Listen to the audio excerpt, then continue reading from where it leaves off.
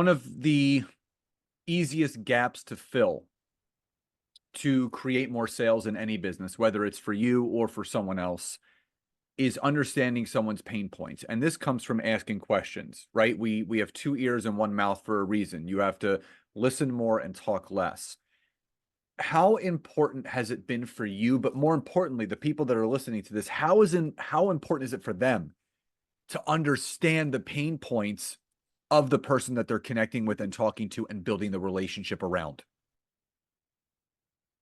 Very important. And it's asking the right questions. And you need to ask at least 3 questions and dig deeper and deeper and deeper and deeper to truly understand.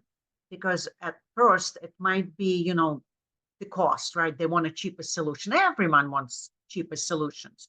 But if you start asking the right questions, it might not be the cheapest solution. It might be more efficient solution.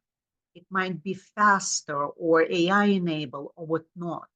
So it's asking those questions sincerely and sincerely caring about finding that solution for that human sitting on the other end of the Zoom call or the phone call or even email. Now, as any industry grows, sales is obviously not a stranger to that. A lot of people, it's the highest paid profession in the world. Sales is the highest paid profession in the world. And it can be very lucrative, but just like anything else, sales is a muscle. It needs to be worked daily.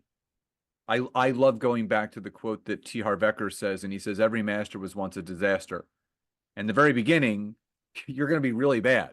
And that's to be expected, but you can only go in one direction, which is getting better, and that steady improvement little by little.